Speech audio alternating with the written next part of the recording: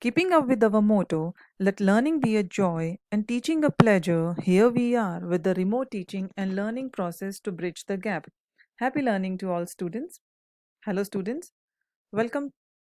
Well, I welcome you all in today's session. And today we are going to begin a new history chapter, that is India during the Maurya period.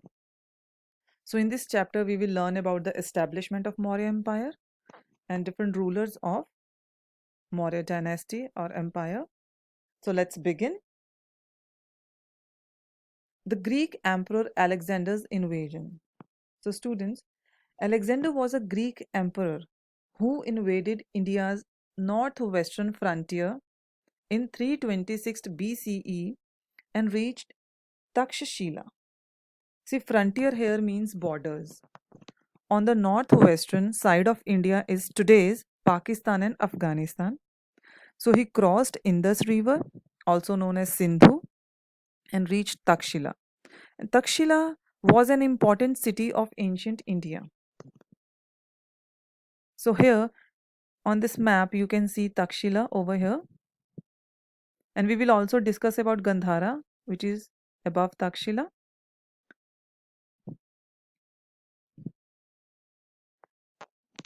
So many local Indian kings tried to stop Alexander with full force, but he defeated them all and reached Punjab.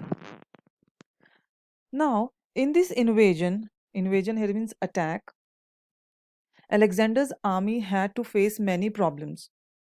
So they refused to cross Beas River and were eager to go back home. They rebelled against Alexander. It means they stood against him and refused to obey him anymore, so Alexander had to turn back. But before going back, he appointed Greek officers to administer, or you can say to manage or control the conquered territories, the areas which they conquered or won. So he appointed in those areas some of his officers, and those officers were known as satraps. Here you can see. So when Alexander was returning back, he died on the way back in 323 BCE at Babylon, and Babylon is in Iran. The historians who came to India with Alexander wrote books in which they have mentioned history, geography, and culture of India. And Western people came to know about India through these books and writings. So, what happened with this? When they were aware about a country like India and the new routes, so with this, the trade between India and Western world increased. Second thing is art.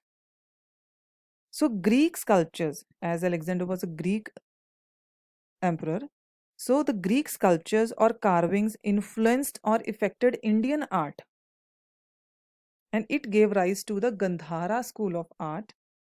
Gandhara art is a combination of Greek, Roman, and Indian art. This Gandhara, as I already told you, it is here, which is in Afghanistan nowadays. And next are characteristic coins. See, these coins had a picture of the king who had minted them on one side, and on the other side a picture of a Greek god. On the coins, name of the king was also written.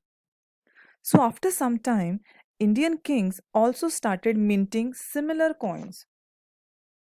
So here you can see Alexander's coin, and these are the pictures from Gandhara art.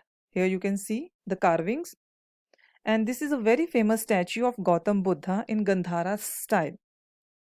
And Gautam Buddha's images were mainly carved in Gandhara. So let's move forward and learn about the Mauryan Empire or the Maurya Empire. So students, Chandragupta Maurya founded the Maurya Empire. End of Nanda dynasty. See, people were tired of the tyrannical rule of Dhanananda, the last ruler of Nanda dynasty of Magadha. And you know that Magadha was a Mahajanpada.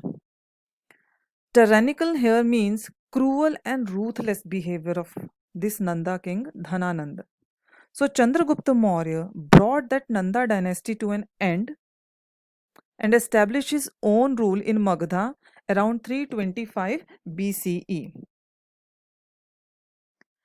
After Magadha, Chandragupta Maurya won Avanti and Saurashtra, and in this way he started extending the boundaries of his empire. Struggle for power among satraps.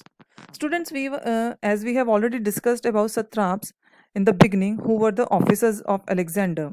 So, what happened after the death of Alexander? These satraps officers started fighting among themselves for power to become a king. So, Seleucus Nicator, who was general in Alexander's army, became the king of Babylon after Alexander's death. Now, what he did, he invaded the northwest frontier regions, or you can say areas of India and Punjab, like Alexander did. Chandragupta Maurya resisted his aggression, which means he bravely fought with Seleucus Nicator and defeated him. In this way, after the defeat of Seleucus Nicator, he included the region of Kabul, Kandahar, and Herat in Mauryan Empire.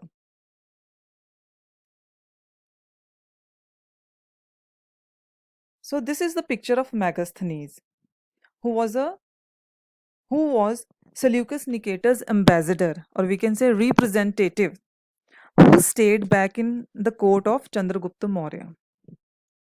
What he did, he has written a very famous book, Indica, which is an important source of the study of India during the Maurya Empire. There is an inscription also where it is written that Chandragupta Maurya had built a dam called Sudarshana near Junagadh in Gujarat state. So, students, in today's session, we have learnt about Alexander's and Seleucus Nicator's invasions and the establishment of Maurya Empire by Chandragupta Maurya. Thank you so much. We'll continue the same chapter in the next session also.